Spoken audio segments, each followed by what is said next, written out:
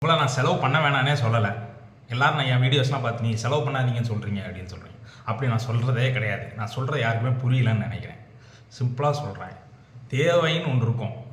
ஒரு ட்ரெஸ் எடுக்க போகிறோம்னா ட்ரெஸ்ஸோட ரேட்டு 300 ரூபாய்க்கு இருக்கும், 400 ரூபாய்க்கு இருக்கும், 2000 ரூபாய்க்கு இருக்கும், 1000 ரூபாய்க்கு இருக்கும். உங்களுக்கு அதில் என்ன தேவை, என்ன நீடு அப்படிங்கிறத பார்த்து எடுங்க. ஏன் 1000 ரூபா ட்ரெஸ் போட்டால் தான் இருக்கணும் இருக்கா? 500 ரூபாய்க்கு கூட ட்ரெஸ் எடுத்துக்கலாம்ல. ஒரு ஷர்ட் எடுக்கிறோம், நீங்கள் உமனாக இருந்தீங்கன்னா ஒரு கவுன் எடுக்கிறீங்க, ஒரு டிஷர்ட் எடுக்கிறீங்க. ஏன் ரேட் ஹையானதாக எடுக்கணுமா? ஏன் கம்மியானதாக எடுக்கலாம்ல? இன்னொன்று, மாதம் மாதம் போய் ட்ரெஸ் எடுக்கணுமா? அதெல்லாம் கிடையவே கிடையாது. ஏன் ஒரே ட்ரெஸ் திரும்ப போடக்கூடாதா?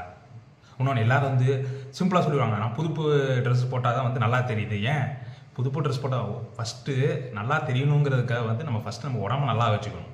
நம்ம உடம்பு நல்லா வச்சுக்கிட்டு நம்ம ஹெல்த் மேலே முதல்ல இன்வெஸ்ட் பண்ணுங்கள். முதல்ல நீங்கள் சம்பாதிக்க ஆரம்பிச்சோன்னா நல்ல ஃபுட்டாக சாப்பிடுங்க, நல்லா உடம்பை பார்த்துக்கோங்க. அடுத்து நீங்கள் உங்கள் மேலே ஒரு ரெஸ்பெக்ட் வரணும்னா நீங்கள் ஃபஸ்ட்டு க்ரோவாக ஆகுங்க. உங்கள் ட்ரெஸ்ஸை வச்சு யாரும் இது பண்ண மாட்டாங்க. நீங்கள் நார்மல் டிஷர்ட் பேண்ட்டு போட்டாலே வந்து உங்களை மதிப்பாங்க. கோட் ஷூட் போட்டால் தான் மதிப்பாங்க, இந்த பிராண்டட் ட்ரெஸ் போட்டால் தான் மதிப்பாங்க அப்படிங்கிறத நினைக்காதீங்க. உங்களுக்குன்னு ஒரு செல்ஃப் ரெஸ்பெக்ட்னா நீங்கள் நல்லபடியாக நடந்துக்கோங்க. உங்கள் நல்ல மனசை பார்த்து தான் எல்லோரும் நல்லா பழகுவாங்க, நல்லதை தெரிஞ்சுக்கிடுவாங்க. சும்மா ட்ரெஸ் போட்டால் இது பண்ணால் அப்படிலாம் எக்ஸ்போஸ் பண்ணுறதே கிடையாது. எப்பயுமே வந்து நல்ல பழக்க வழக்கங்கள் தான் கடைசி வரைக்கும் அவங்க கூட வரும். நல்ல பழக்க வழக்கங்கள் வச்சுக்கோங்க, நல்ல நண்பர்கள் உங்களுக்கு கிடைப்பாங்க, நல்ல உணவு பழக்கங்கள் வச்சுக்கோங்க. இதுதான் வந்து சரியானதில் இன்வெஸ்ட்மெண்ட். சரியா? இந்த மாதிரி வந்து இன்வெஸ்ட்மெண்ட் பண்ண பழகுங்க. இதில் நீங்கள் பண்ண ஆரம்பிச்சால் அடுத்து வர வந்து இன்னும் நல்லா தெரியும். நல்ல புக்ஸும் சேர்ந்து வாங்கி படிங்க. சரியா?